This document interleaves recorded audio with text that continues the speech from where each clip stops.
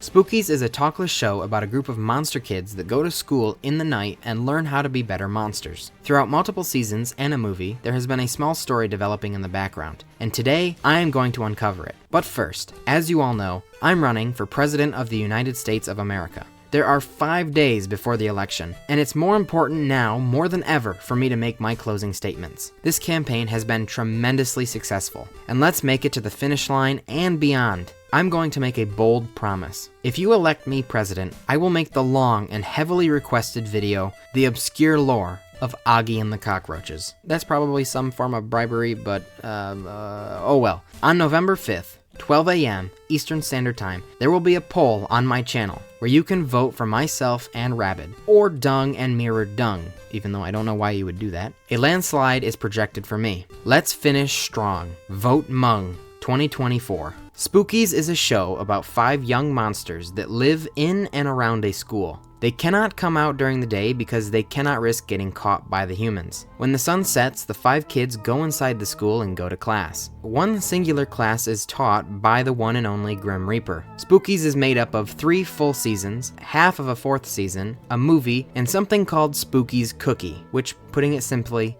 is deplorable. The very small cast of characters. Cula is a vampire, and he has all of the typical vampire powers. He's the prideful ego leader, but secretly wants the approval and friendship of everybody. His sidekick, Kong Kong, is not one of the typical horror creatures, at least not one of the main American ones. Kong Kong is a Jianshi, aka a Chinese hopping vampire, or kinda like a Chinese zombie. He's Cula's dog, essentially, always at his side without really much personality for himself. The zombie, Zizi, is the only girl of the group, and she has a huge crush on Cula, but feelings are not mutual. She is gross, nasty, smelly, doo-doo, so it's no wonder why the perfect kid doesn't want anything to do with it. Her head also frequently comes off, so she should probably get that checked out. Kebby, he is a Cyclops goblin thing. He is Cula's rival, but I mean, they're kids, so using rival loosely. The last of the kids is Frankie, obviously a Frankenstein. He has the most overused cliche personality of dumb, fat, hungry oaf. He's the type to have an unhealthy obsession with trains, if you catch my drift. The final monster is Reaper Sam, and he is their teacher that teaches them how to become better monsters. But not only is he their teacher, he's essentially their caretaker and protector as well. These kids don't have monster homes to go to with monster families. It's just these 6 monsters,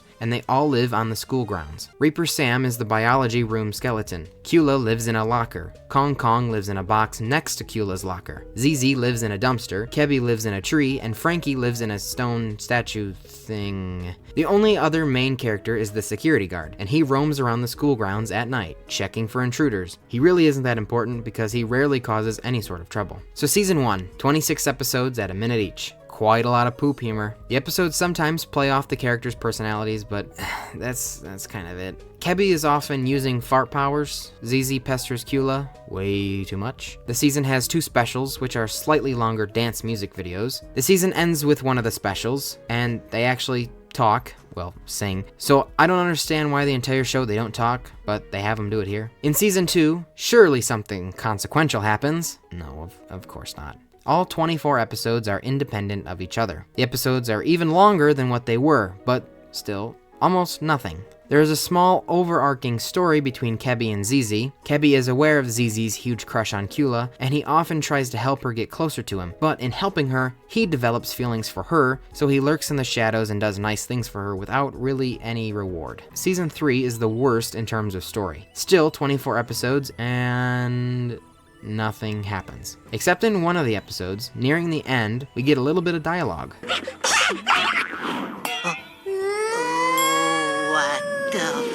I am completely shocked that this was somehow approved for this show. Like, this is geared for the developing mind, and here they are almost dropping the biggest no-no word. It's funny to me, but like, kinda shame on the show. I wouldn't want my kid to be watching the Backyardigans and they just start throwing around F-bombs. No, that'd actually be kinda funny. Other than this occurrence, unfortunately, there aren't any major monumental storylines, just lollygagging in class. In the third episode of this season, there is a brief appearance of a girl and her father. It may seem like nothing now, but just you wait. After this season, they would release the movie, and I am genuinely surprised that they got a movie. I had one question going into this cinematic masterpiece. Were they going to be able to make an hour-and-a-half movie without dialogue, or were they suddenly going to make them talk? My name's Kula, and I'm a vampire. Oh, they were suddenly going to make them talk. The movie starts just like all of the other episodes. Apparently, Kula is a neat freak. I don't think I noticed that in the show, but it's also possible I missed that. Kula wants his desk super clean, but some pesky human is drawing on it. Reaper Sam is going over how crucial it is to never ever touch a human belonging. And if you do,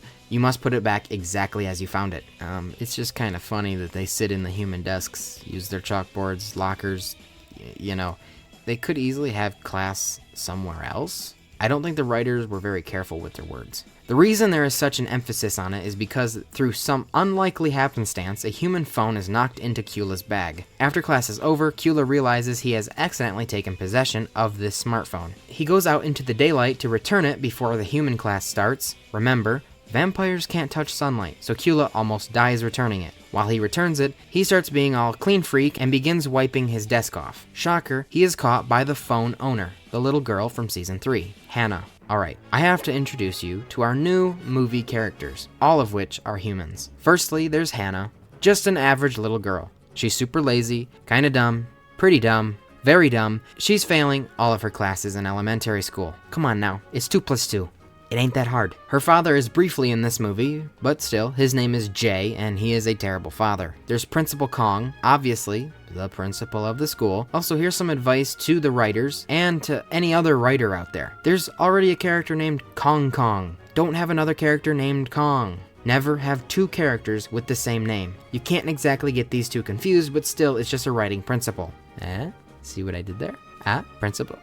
You see, the security guard from the show is back and is still dumb and inept. Finally, our bad guy, purposely designed to look evil and menacing. Can you guess what his evil name is? It's Reginald. No, I'm kidding. It's Hunter. This dude is unnecessarily deranged and, once again, evil. More on him later. Okay, so after Hannah catches Kula, they briefly fight, and then Kula accidentally breaks the phone. The security guard suddenly gets suspicious and suggests the idea of Ghost to Principal Kong. We're introduced to Hunter, but he doesn't do much yet. Hannah goes home to her dad and begs him for a new phone. Firstly, a kid this young should not have a phone, so hopefully they can't be exposed to social media and brain rot. Secondly, even if that kid had a phone and they were so irresponsible to leave it at school and then get it broken, they should not get another one for a long time. But no, her dad is like, okay, sweetie, as long as you get all A's. I hate that it's normalized for kids this young to have phones. Anyway, Hannah begins drawing pictures of Kula on the desk, and all of the monsters see it and get sussy. Kula arrives to class, and Hannah has fallen asleep in this storage closet and stayed there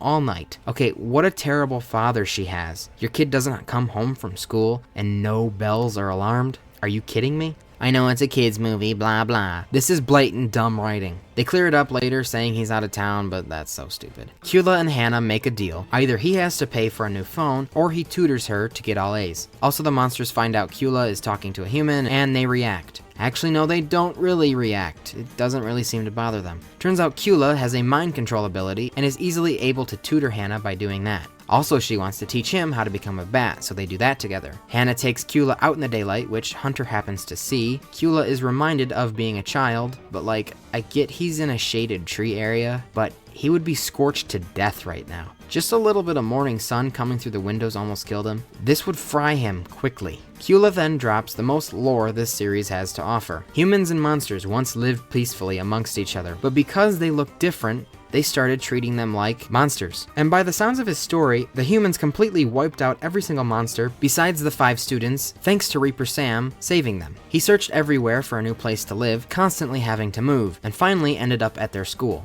So Hunter is now at the school, again with Principal Kong and the security guard, and this is where the movie just devolves. It's the last day of Monster School, and they get to throw a party. Hannah also shows up dressed as a vampire and parties with them. Hunter shows up with all his Ghostbuster gadgets and captures Kong Kong, ZZ, Kebby, Frankie, and Hannah, thinking she is a monster. But Kula escapes. Hunter then has a showdown with Reaper Sam, and Hunter kills Reaper Sam. Pretty easy, actually. Kula escapes outside while Hunter loads all of the monsters into the back of his van to assumably kill them or do some weird stuff with them. Principal Kong is like, that's a human girl in your van. Hunter lets her out, but takes the others. Cula wakes up in the void and then is like, I'm gonna be a bat now, and crashes Hunter's vehicle. The monsters 5v1 Hunter, but then Principal Kong gets his monster gun thingy that only affects monsters, so Hannah protects Cula. Principal Kong keeps shooting the gun at Hannah, probably safe once, like x-rays, but probably shouldn't happen multiple times. Side note, anyone else a little concerned that when you get an x-ray, the doctor always runs like a madman to their safe room, yet you're the one getting blasted? Okay, just me? Okay. The movie gets confusing now. Hunter gets all of the monsters off of him and blasts him with the monster gun, physically assaults a child, and then holds Cula into direct sunlight. Hunter shoots Cula with the ray gun, but like, it doesn't hurt him now because he is warm. And then Hunter tries to further assault and threatens and alludes to what he would like to do to Hannah, and then Principal Kong puts a stop to it. Dude, pick a side. So Hunter blasts the ever-living crap out of Cula, but it doesn't hurt him because of the warm body thing. I guess when he held him in the sunlight, he has a warm body instead of a cold monster body. It's just plot convenience explained with meaningless words. It's a fine plot convenience or whatever, but like, why is Cula just not dying in the sun? I know this is a kid's movie, I've heard that before, but it's like breaking the #1 rule of vampires, and it really irritates me. Cula kills Hunter. No, he doesn't, but he should have. But he does get locked away for child kidnapping. He never actually kidnapped Hannah, but that's what they say happened. Happy ending. They revive Reaper Sam somehow. Cula wipes all of the humans' memories, including Hannah. She gets her phone, and life is back to normal. At the end, it is revealed that Hannah left her phone in the desk again.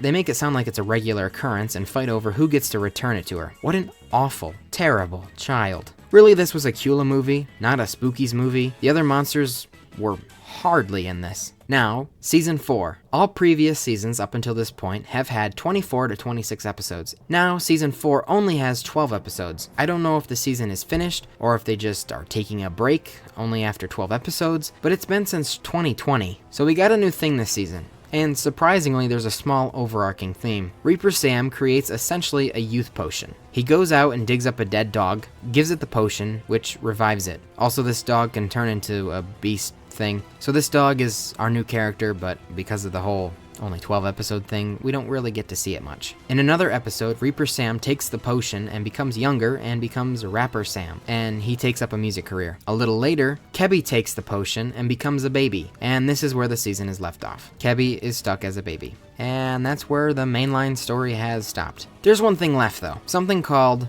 Spookiz Cookie. It came out after Season 3, but before the movie. I saved it for the end because I don't think it's anywhere near canon. So I don't know who approved this, who made this, who thought it was a good idea. I don't know who the audience is. Spookiz Cookie is terrible for children. Essentially, these are kind of music video type things where they just recycle animation over and over while generic music plays. In the first one, Kebby just dances over and over, recycling the same stuff. I didn't think I'd ever mention Fortnite emotes in a video, but here I am. Kebby flosses, dabs, and worst of all, not all of the episodes of Spookiz Cookie are horrendous like that one. Really curious as to why this was created and why it's called Spookiz Cookie. As far as I can tell, it doesn't have much to do with a cookie. I condemn Spookiz Cookie, and you should too. Anywho, that sums Spookiz up. Remember, this is the last time I'm saying this before the election. Vote Mung 2024. If you want Mung and Rabbid in the White House. The way you can vote is by subscribing. And what's amazing is you don't have to be American,